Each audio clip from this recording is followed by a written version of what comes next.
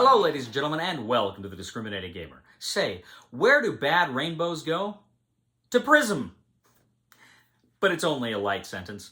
Ladies and gentlemen, today we're going to go ahead and take a look at Masters of the Universe, Clash for Eternia from CMON.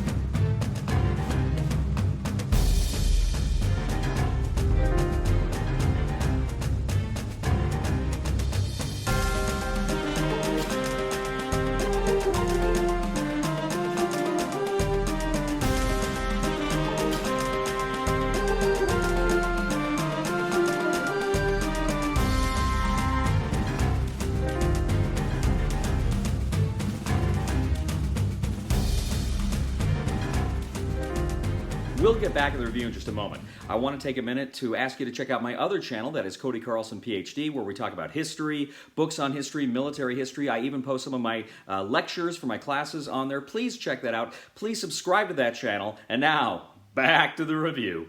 In Masters of the Universe, Clash for Eternia from CMON, 1 to 5 players take on the roles of the various heroes and villains in the Masters of the universe as they attempt to do battle and conquer all. Now, there's a ton of great videos, how to play videos out there, so I'm just going to give you the bare basics of how you play this game and then tell you my thoughts. Now, essentially, this is an all-on-one game. You choose the scenario, and then you choose who is going to be the controller, who is going to be controlling a faction, and then the various other players who will be controlling various other characters throughout this game. Now, once you decide who is going to be the controller and who's going to be the individual characters, you decide what the factions are. Now, the controller can either be the forces of evil, Skeletor and his minions, or they can be, or the controller can be He-Man and the good guys versus those evil people. The controller is going to select 3 characters that they want to play with, and they're going to place those on top of their kind of plastic controller board there. And they're going to place skill cards, kind of at their lower level skill cards on the bottom there. You're also going to select a minion card, other minions that are going to help, and also your strategy cards on your right. Now, the other players will select their characters. Now, their characters will be kind of portrait rather than landscape, like it is for the controller, and they'll place them in their little tray. They're also going to place their lower-level skill cards right next to them. Now, you're going to have another tray which has your hit points, your character's hit points. So what you're going to do is each of your characters is going to take their little token and put it kind of on their hit points. So everybody's hit points is tracked on the same tray there. You're also going to place kind of a sword to track the escalation and various other tokens depending on what the scenario is calling for along the side there. Now, the top of that track also has kind of the player activation space. Now, when you play this game, each character is going to have their kind of activation card, either for the controller or for the players. And what you're going to do then is kind of going back and forth between the controller and the players, you're going to place your cards. So you don't know exactly who is going to be activating next. You just know it's one of the controller's characters or one of the hero's characters, but the order in which those come out, you don't know. The controller is also going to place one of their strategy deck cards in there, so at one point they will actually select a special strategy that they can play that can also help them. So during that order phase, you are placing your cards, your player cards, in that order, so we don't know who's going to come next. After the order phase, you have the activation phase. Now, during the activation phase, you're going to flip over those cards, and that's going to allow you to activate your character. But critically, as you move further along that track, the characters that move later, they're going to gain power. You get the power tokens, which are little cubes, and you're going to place them next to various characters. For instance, the players that are playing individual characters, they can place them next to their main character card or next to their skill cards. The controller player, he can place them next to his skill cards, which can, regardless of where he plays them, he can use them for any of his skill cards, or he can play them next to specific characters at the top that can activate some of their abilities. Now, there are some basic actions you can use during the game. You can move. Typically, a player is going to move up to 3 spaces. You can interact. Some scenarios will say you have to interact with certain items or objects, and you can take an interact action. There are also various other bonus actions you can take, and you can take skill actions. You've got those power next to your skill card or power next to your character. You can spend those in order to activate those special abilities on those skill cards or your character. Now, you can also attack, and there are 2 different kinds of attacks you can make. You can make a melee attack to characters that are adjacent to you, and you can make ranged attacks to characters that are within 4 spaces of you, provided you have line of sight. Now, each player may have attack or defensive boosts, but you're going to go ahead, you're going to look at your cards, see how many die you roll. You roll the die, and if you kind of roll the swords, you get melee hits. If you roll the targets, you get ranged hits. If you roll the Castle of Greyskull item, that counts as a hit for either, and you also get a power. Now, you add up how many hits you've got, and you compare that with your enemy's defense. Some enemies have armor bonuses, so you would subtract the number of hits you got against their armor bonuses, and that determines how much you hit them, and then you would move that character down on their track, on the hit point track.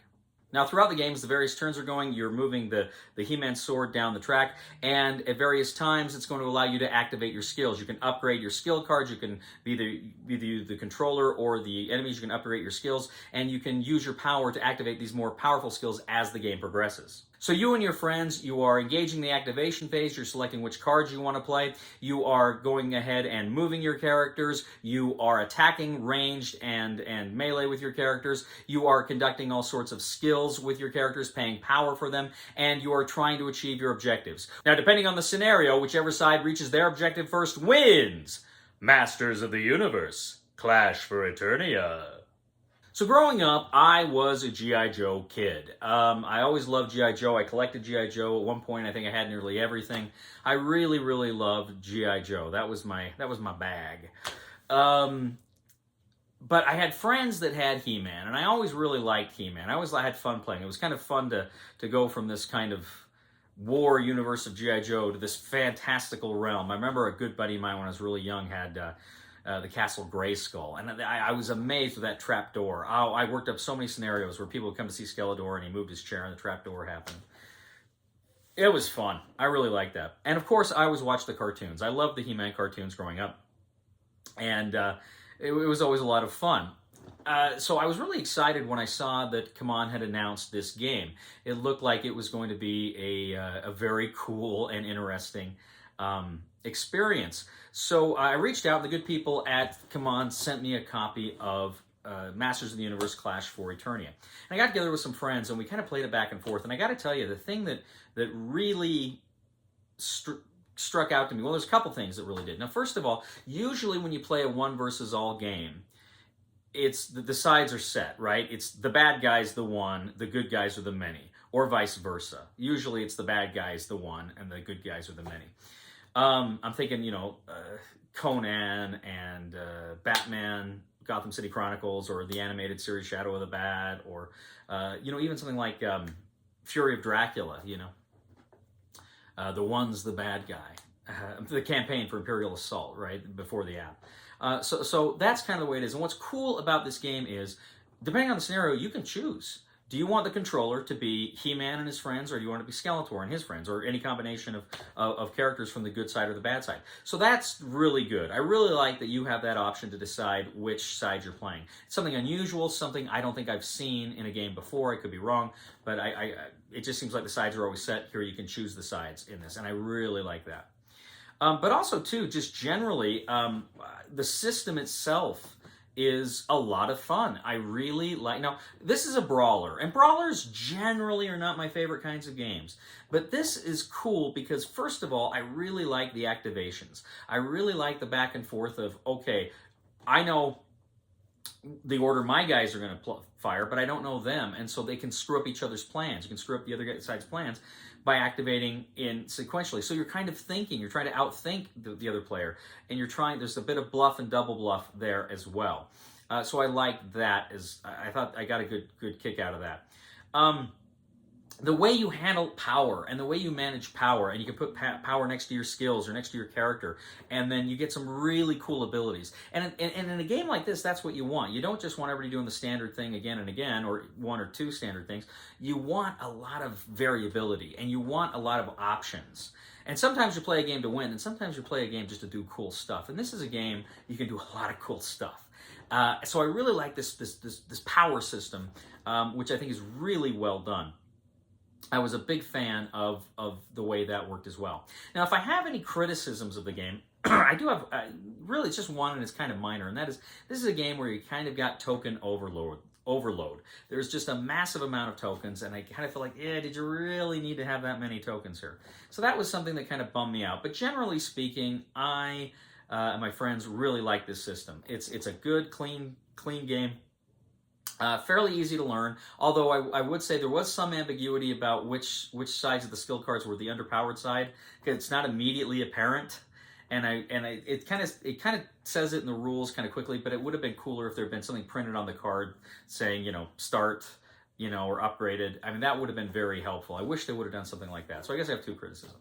But regardless, they're minor. I really like this game. I think it's a lot of fun. It's one of those games, you know, I've reviewed some of the recent G.I. Joe fare that's come out, and it's fun to play a game like this that kind of takes you back to your childhood, kind of puts you back in that toy box, and kind of lets you really just have fun with kind of a modern incarnation of some of those IPs that we grew up with as kids. Now, there's also some expansions for this out as well. I'm going to go ahead and I'm going to try to cover some of these expansions in the coming months, and they look freaking awesome.